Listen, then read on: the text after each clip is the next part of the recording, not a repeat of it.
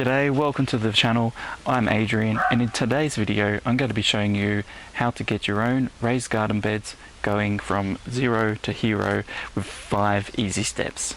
So the 5 easy steps to follow are getting a raised garden bed, positioning it, leveling the soil, filling it, and of course putting your plants in it and watering it. Alright, so what type of raised garden bed is suitable for you? Well, it depends. Really, the two main types are metal and wood. And then in those categories, you've got differences in heights and widths. This is a raised garden bed I picked up from Aldi during their special buys. It was like 30 bucks. And it is made of metal and easy to assemble. And this is what I'm going to be showing you in the video. Once it's assembled, this is what it looks like. I like the metal raised garden beds because of one main factor. Here in Toowoomba, we do get termites, and if you have a wooden raised garden bed, that there is a risk that it will just get eaten on you, because termites love water. And what are you going to be doing with your plants? You're going to be watering them. They also love wood, obviously. So to get around that, if you want a timber raised garden bed, is you have to have the wood treated with a lot of chemicals which would potentially leach into the soil and contaminate the food. So for me, it's a no-brainer to have a nice, simple, easy to set up metal raised garden bed. Just to reiterate, there's nothing wrong with a wooden raised garden bed. They serve a purpose, but for me that purpose is not serviceable. That's why I've gone with the metal.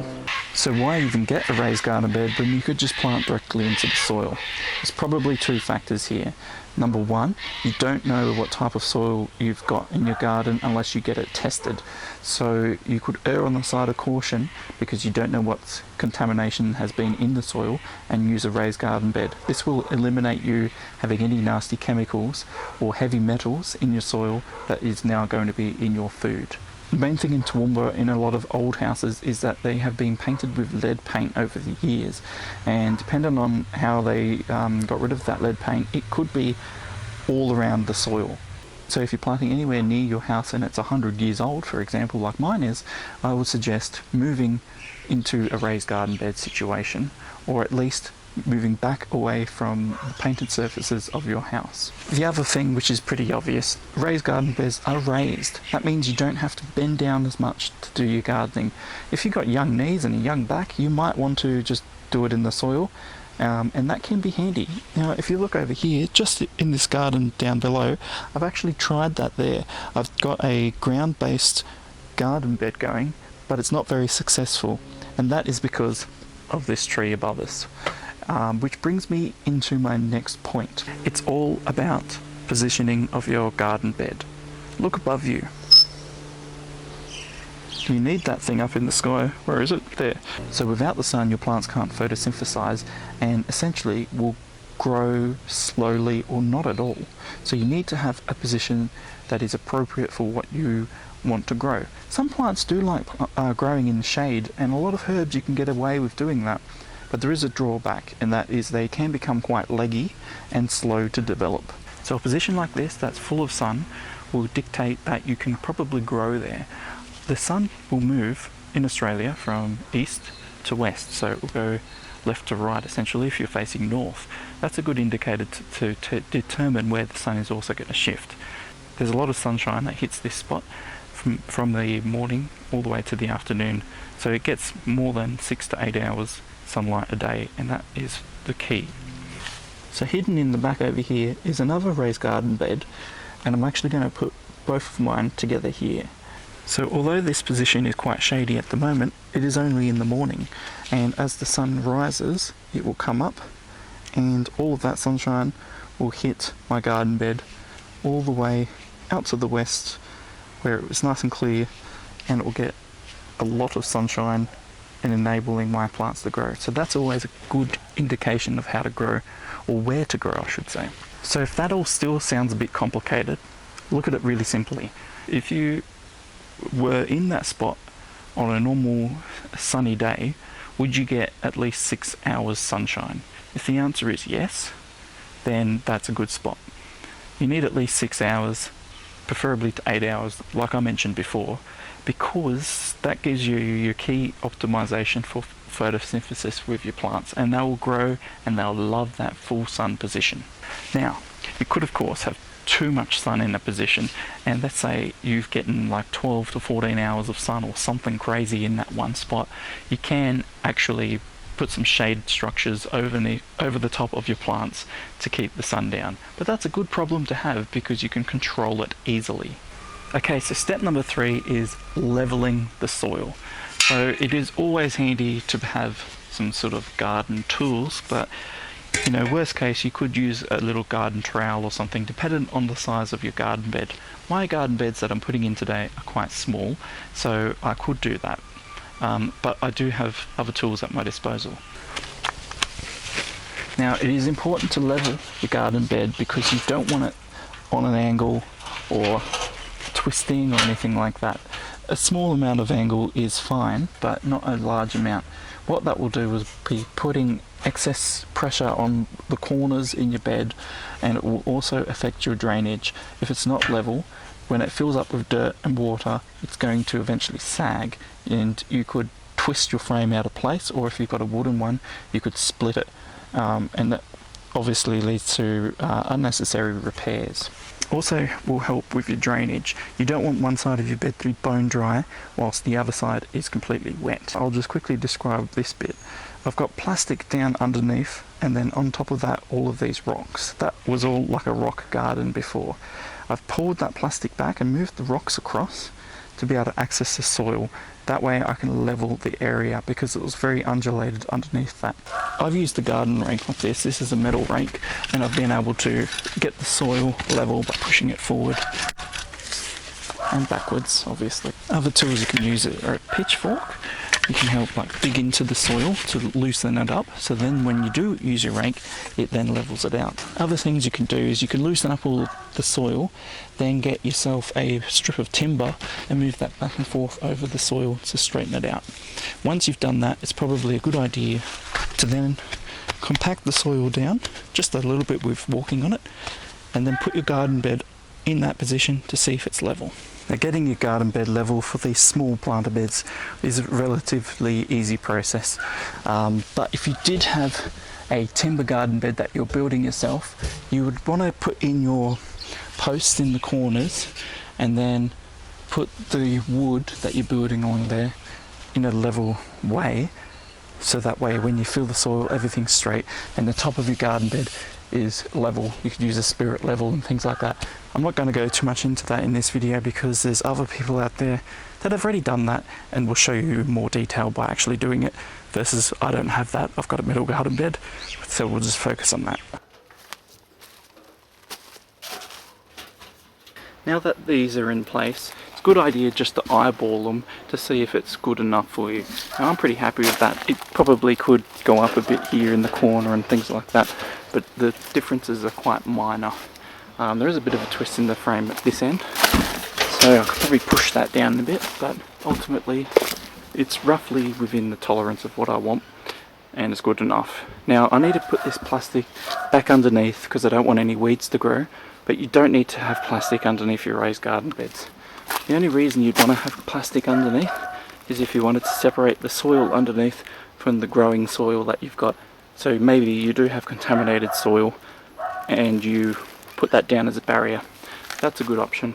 But for me, I want to put this underneath so I don't get the weeds growing around and behind. But I don't mind the bugs and everything going from this soil up. So you can actually use a pitchfork and put holes in the plastic so that way it can go back and forth with your bugs and everything. But the key part is the drainage, so if you put too much water in here, it will have somewhere to drain out. So I'm going to put this plastic back over and continue on.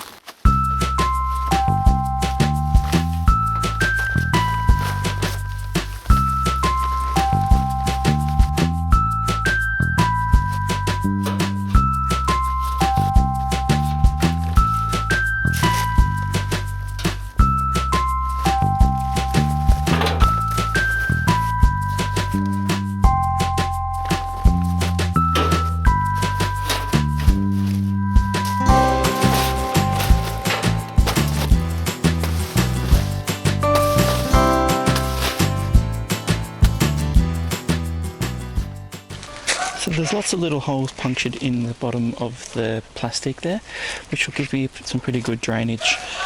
Now it's time to move on to step 4, and that is filling the raised garden beds. So when it comes to filling your raised garden beds, you've got a few options. You can go to your local nursery or garden centre and get a ton of soil and put it in there. Not a problem with doing that.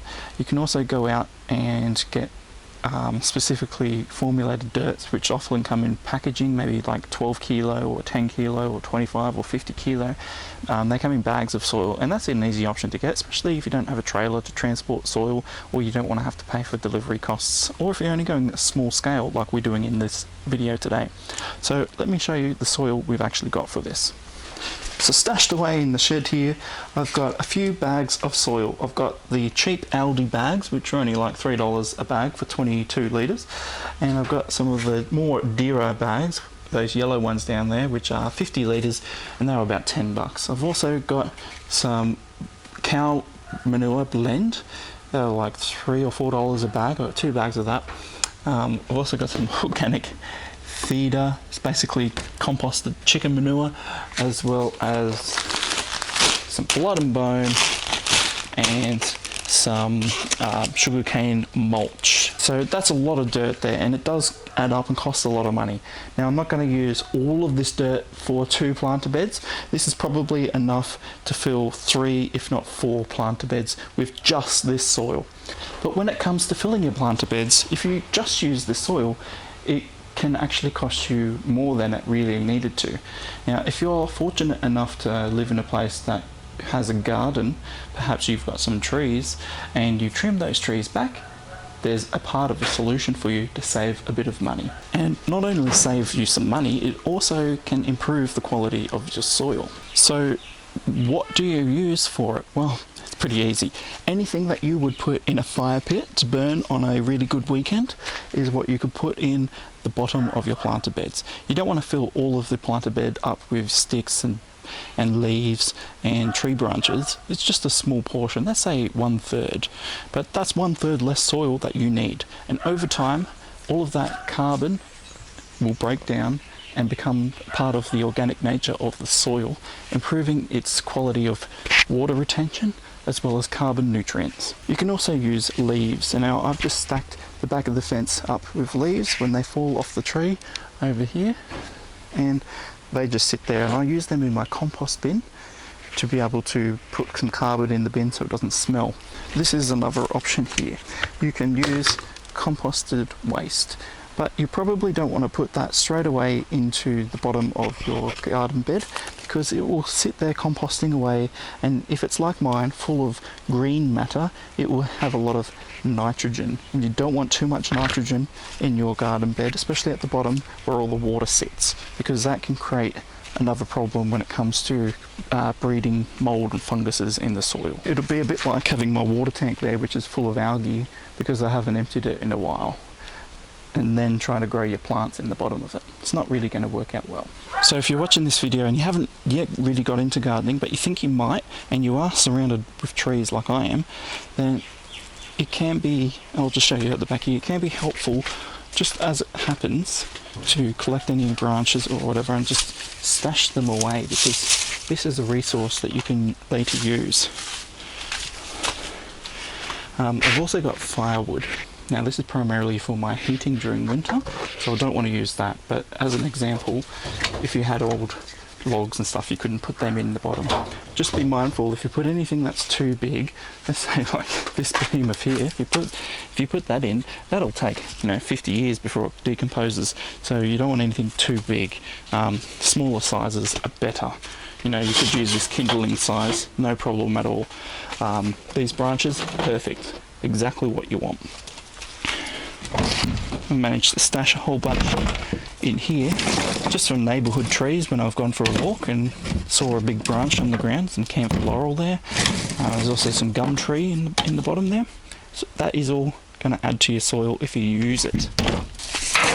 The only thing I would say you wouldn't really want to use in the bottom of it is if you've got anything that's green still, you want to make sure it's nice and dry. Like grass clippings, you could probably put it in the bottom there, but if they're green, they're just going to heat up as they decompose and cook your soil, which could mean that all of your roots are getting cooked in your plants. Alright, so I'm just going to use all of this stuff just to show you what I mean. So I've gone around the garden, I've collected a whole wheelbarrow full of useful stuff for my hugelkultur in the bottom of the planter bed. It's full of old leaves, sticks, some branches, and a lot of wood chips that I've had in a pile in the garden. All these wood chips were just sitting here in a pile decomposing, and a great reuse for them, and that's all going to go to good use in the bottom of those planter beds, saving us some money and creating some good quality soil.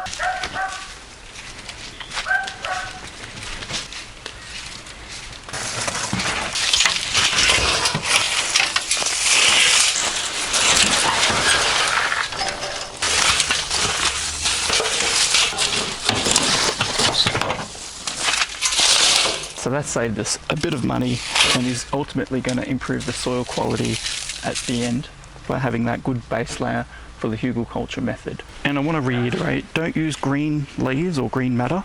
It might seem attractive to you to just prune a tree and just put all that straight in, but what happens, all that green matter will actually leach the oxygen out of the soil and create an anaerobic environment where all of your bugs will die. So the advantage of having the ready-made soil is you don't necessarily need to go through the whole hugelkultur process, but it's already composted, it's got nutrients in it, the profile is reasonably good, and it all depends on the quality of soil you've got. Now this says premium potting mix, but we'll open it up and have a look and compare it, the Aldi one, to the Brunnings brand that I got from Bunnings. To see what the difference is. Alright, so let's just have a look at these two soils here, and this by no means is a complete comparison, we're just doing a basic look.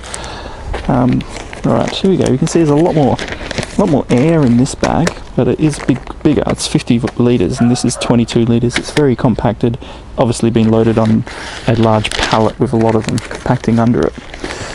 We can have a look here. Clumps together quite well.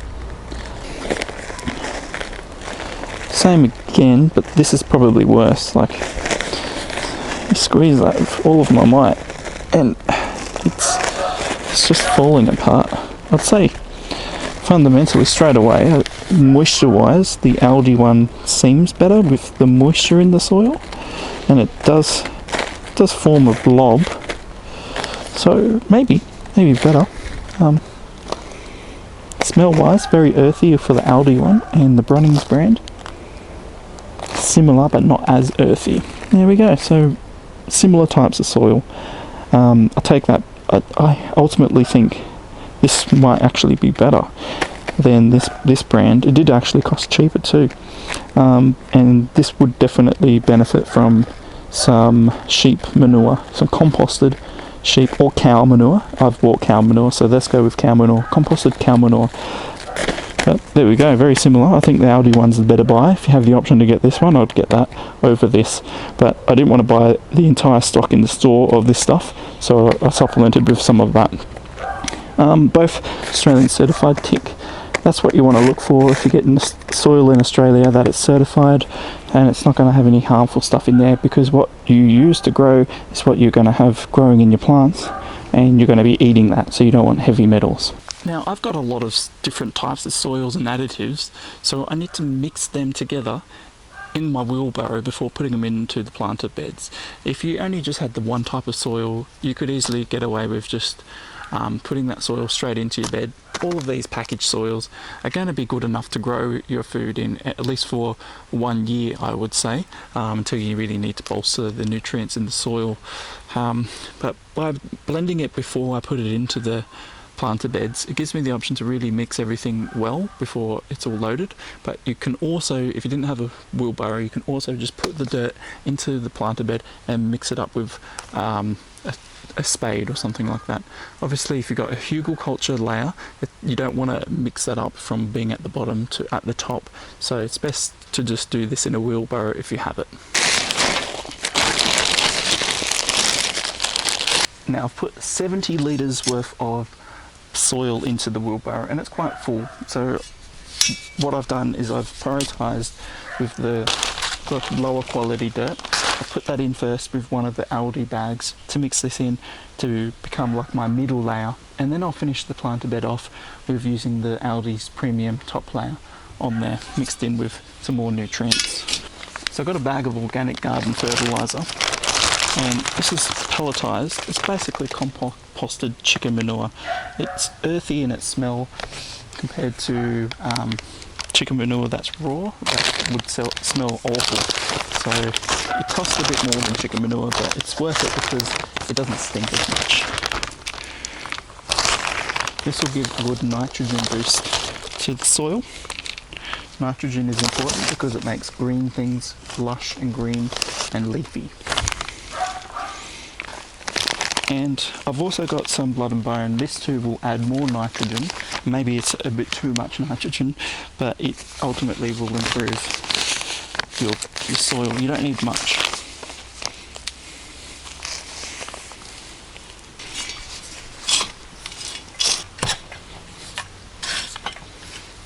Because this is quite new soil, and having had a good look at the soil profile by squeezing it and giving it a smell, it does smell very earthy.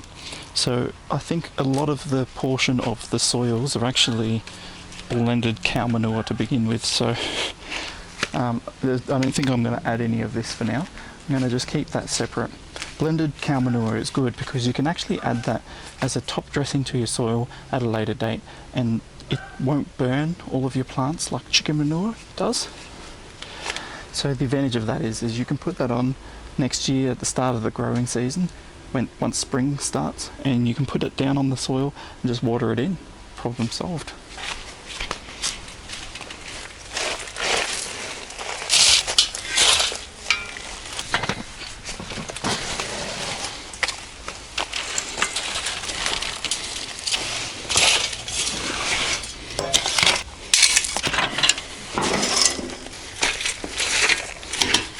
We've only halfway filled that planter bed, and if that's all the soil you could afford, you could easily start growing at that stage. It doesn't have to be all the way to the top, but obviously the more soil you have in there, the more nutrients and moisture can be stored in that pot for you to have growing success.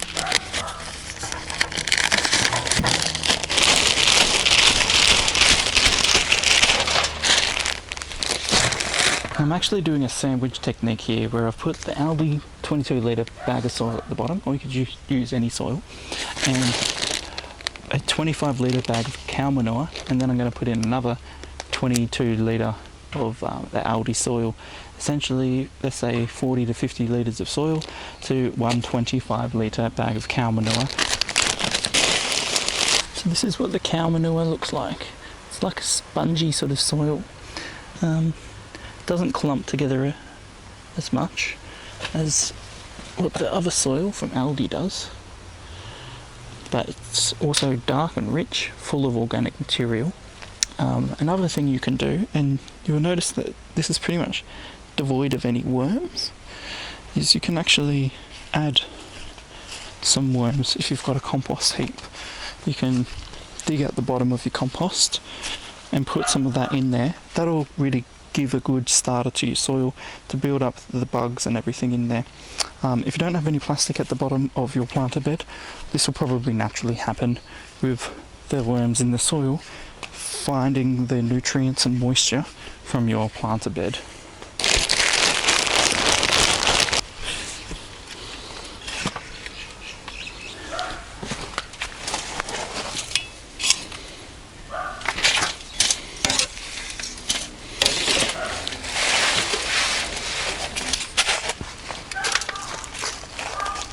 Now I'm just going to refurb this area, put all these rocks around.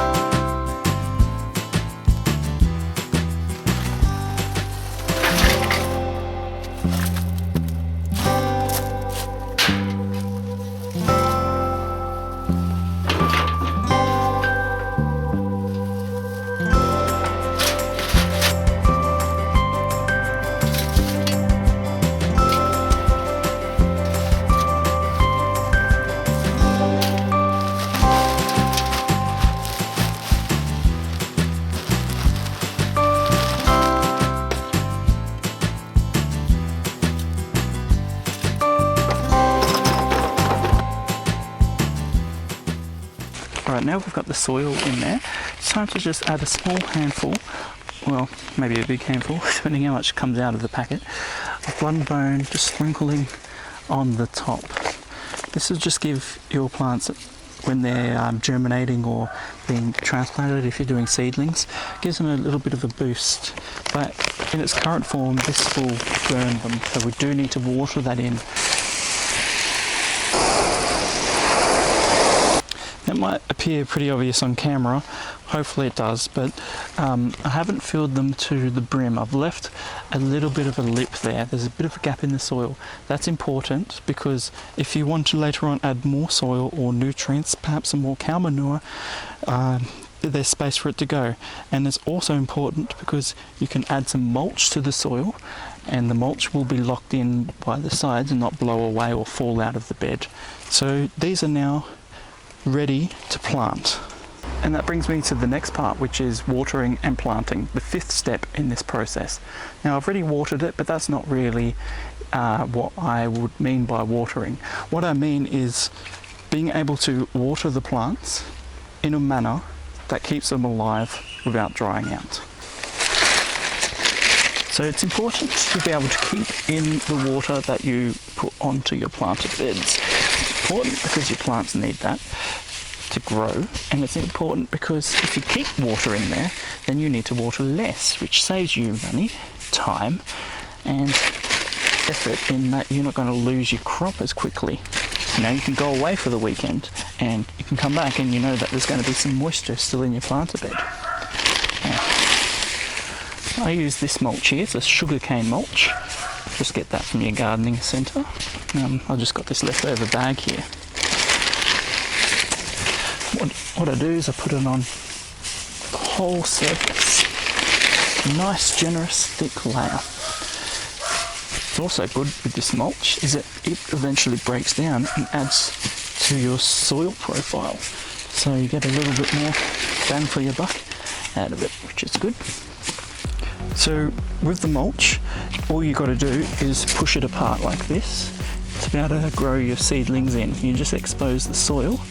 Let's say I was growing an eggplant, then I can just plant the eggplant seedling there, or the seed. If I wanted a whole row of lettuce, I just keep pushing it apart like that, just to expose the soil.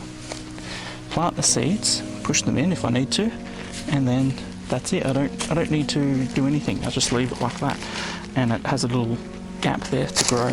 Watering in the sugarcane mulch is pretty easy. You don't need to do this when there's nothing in here. I'm just showing you the first time that you water it. It does actually soak up some of that water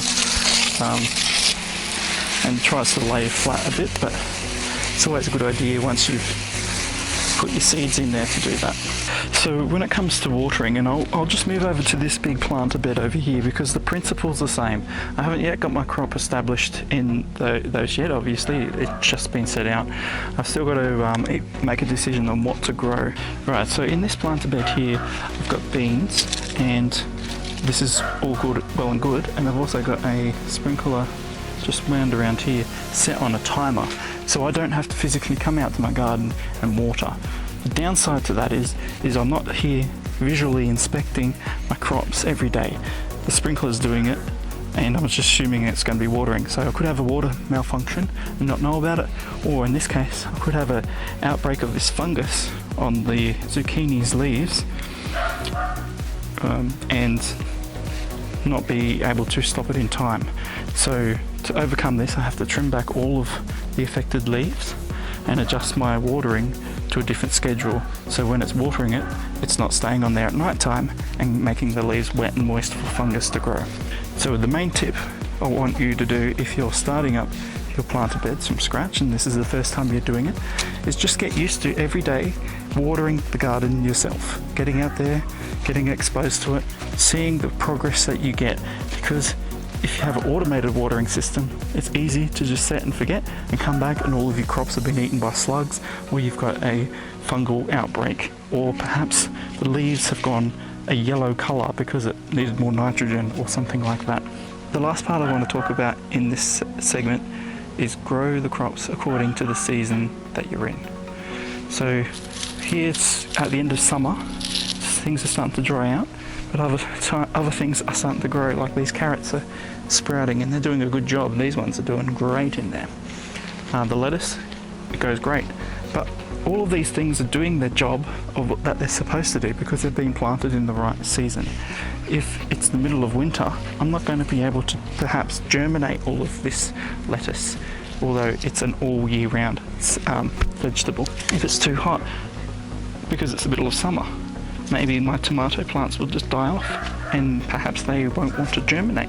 So you need to plant appropriately for your season. So I've got over here a quick planter guide. I just found this on the internet and it seems pretty good for the Toowoomba area. So you can just go online, and a lot of seed manufacturers will actually give you this information as well on their websites, and they'll tell you what you can plant, when and where.